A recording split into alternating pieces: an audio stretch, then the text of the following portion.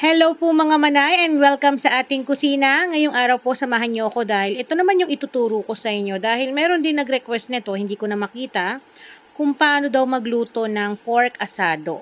So dito sa aking version, ito po ay espesyal na masasabi ko dahil pang commercial recipe po ito. Kaya kung meron kang karinderya, ay pasok na pasok to sa panlasa ng mga customer mo. Pero bago tayo mag-umpisa, syempre papakita ko sa inyo yung mga sangkap na aking gagamitin. So dito meron tayong 5 piraso na kamatis na hinog na hinog. Then i-chop lang natin ng maliliit gaya nito.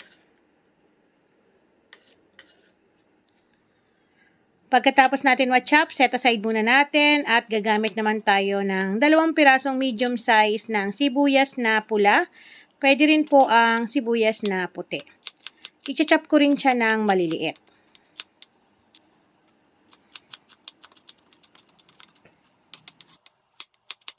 Baling ganito karami po, katumbas nito ay half cup ng red onion. Then set aside natin. Sunod naman natin dito, gagamit ako ng isang buo ng bawang. Pinitpit ko at i-chop din natin ng pino. Mas maraming bawang, mas masarap dito sa ating lulutuin. Then pagkatapos natin mapino, set aside ulit natin. Para naman sa ating karne, gagamit ako rito ng pork kasim. Ikakat ko siya ng malalaki.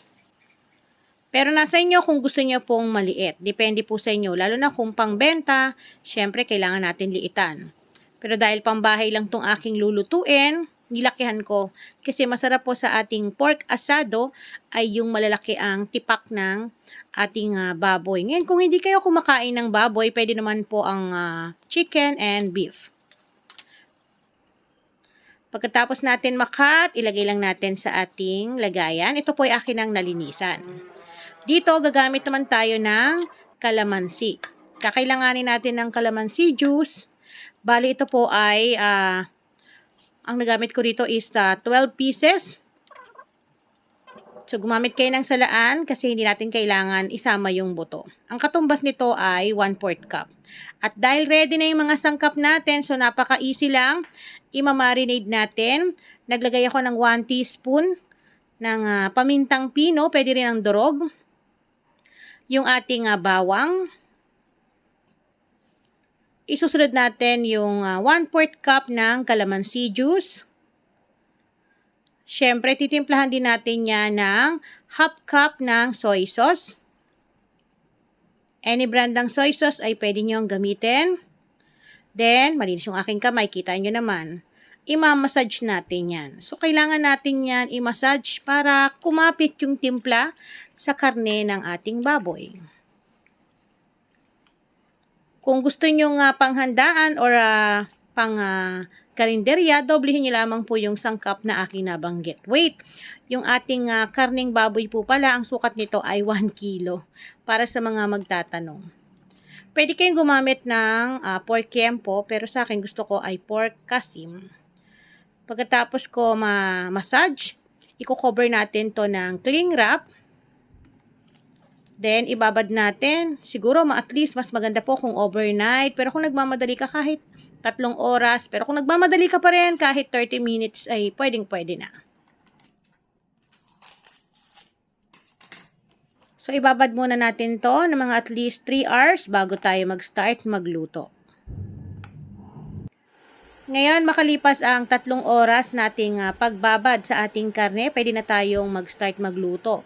Bali dito, naglagay ako ng 3 tablespoon ng cooking oil. Ngayon na mainit na yung mantika, una nating igisa ay sibuyas. Kasi yung bawang natin ay pinambabad natin sa karne.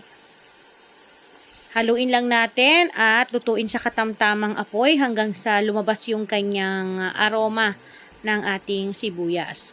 Dito sa bawang at sibuyas, wala naman po itong talagang sukat eh. So, nasa inyo kung gaano karaming gusto nyong ilagay. Then, isunod na rin natin ang kamatis. Tandaan po, kailangan na hinog na kamatis yung ating gagamitin. Ngayon, kung wala kayong fresh na tomatoes na magagamit, pwede naman kayong gumamit ng tomato paste. Siguro, ang mga kailangan nyo rito is 1/3 cup yung katumbas nito. Ang gagawin lang natin ay hayaan muna natin yan hanggang sa malamog o lumambot yung ating kamatis kasi yan ay ating dudurugin mamaya. Bali, tatakpan muna natin at hayaan natin ng mga at least 2 minutes. Then, after 2 minutes, so check na natin. Ayan, malambot na yung ating kamatis, no? So, ang gagawin natin is dudurugin natin yan para lumabas yung kanyang katas. At dito, pwede na natin ilagay yung binabad natin na karne. So, mas mainam talaga na maluto ng maayos yung ating kamatis para iwas din po sa panis. Bali, eto na yung ating binabad na karneng baboy. Sama natin lahat. Yung mga bawang na yan, sairin natin. Then, haluin lang po natin. At dito, maglalagay pa tayo ng mga pampalasa para po mas masarap. Sa mga hindi pa po nakapag-try nito, ang timpla nito is naghahalo yung tamis-asim kasi alam mo naman ang asado is matamis po talaga. Then, titimplahan ko to ng 1/4 cup ng liquid seasoning or pwede kang gumamit ng 2 tablespoon ng oyster sauce. Maglalagay din ako ng star anise, 3 piraso. At para mas mapalambot natin ang karne, maglalagay tayo ng 2 cups ng tubig. Then, takpan. So, kayo na lang po yung magdagdag pag tingin nyo kulang pa sa pagpapalambot. Then, after mga 10 minutes, check natin. So, dito pwede na natin tanggalin yung star anise kung ayaw nyo nang masyadong matapang yung amoy. Kasi merong iba na ayaw nila ng aroma ng star anise. Kaya kung pansin nyo, hindi na ako naglagay ng laurel kasi yung star anise pa lang ay talagang yung aroma nito napakabango na. Takpan ulit natin at hayaan ng ilang minuto. Ngayon, i-check ulit natin makalipas ang ilang minuto mga manay. Sa karne po na ginagamit natin, iba-iba po ang minuto kung ilang oras natin papalambutin kasi depende po yan sa karne na ating nabili. Once na okay na, ayan, natutusok na natin ng tinidor. So, ito po ay luto na at malambot na, pero hindi pa natatapos ang ating pagluluto rito. Pero dito pa lang ay pwedeng-pwedeng mo nang ulamin. So, ang gagawin natin ay hahanguin po natin lahat ng karne. So, ang iiwan lang po natin ay yung kanyang sarsa o sauce. Dahil meron pa tayong gagawing diskarte rito para mas mapasarap itong ating pork asado. Masarap po kasi sa pork asado yung may part po talaga ng taba. Mahirap po kapag puro laman, hindi siya ganun kasarap para sa akin. Pero nasa inyo naman. Then once na okay na, palitan na natin yung ating pan at magsasalang na tayo ng panibago. So dito maglalagay lang ako ng mga at least 2 tablespoon ng oil. Then naglagay po ako ng 3 tablespoon ng white sugar, pwede rin ang brown sugar.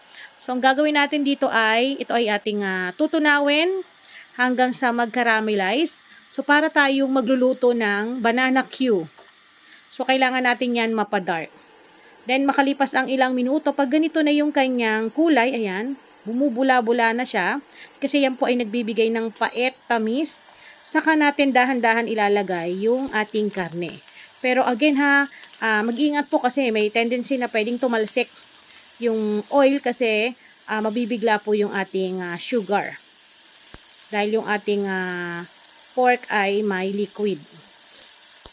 Pagkatapos natin mailagay, hahalu-haluin po natin yan para ma-coat po yung ating pork ng caramelized sugar. Then lulutuin lang natin yan ng mga 5 minutes. Bali-baligtarin lang po natin. So, ito po yung magbibigay ng kakaibang timpla sa ating pork asado. Ngayon, again, sa mga magko-comment dyan na, ano ba yan? Sobrang tamis niyan. Bakit 3 kutsara? Alam po natin, ang pork asado, mga manay, ay matamis talaga. So, kung ayaw mo, hindi pork asado yung lulutuin natin. Okay? So, hindi matatawag tong pork asado kapag walang tamis na malalasahan.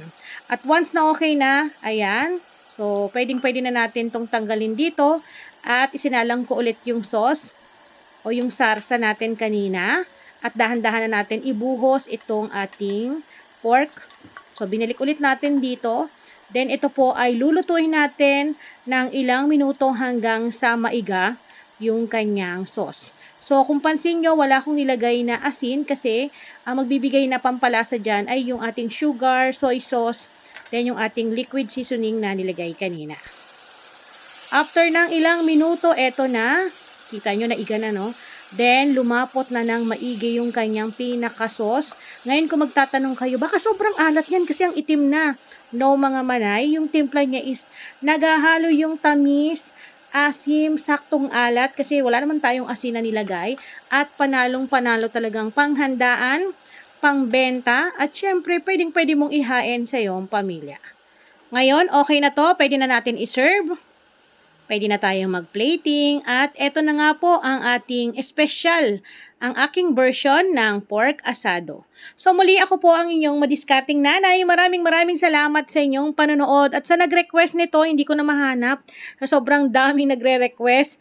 Eto na, sana ay masubukan mo at pwedeng-pwede mo tong pagkakitaan. Okay, ito na yung pinaka-exciting part, ang tikiman time.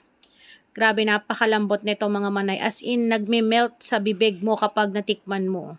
Kaya sa mga hindi pa nakakapag-try nito, subukan nyo na. Kasi kakaibang twist ng pork asado ang inyong matitikman. Napakalambot, napakalinamnam. As in, kapit na kapit yung pampalasa sa ating karne. Kaya naman, mapapa-unli-rice ka. So, muli ako po ang inyong madiskarting nanay. Magkita-kita po ulit tayo sa susunod sa aking panibagong recipe na pwede nyong matutunan.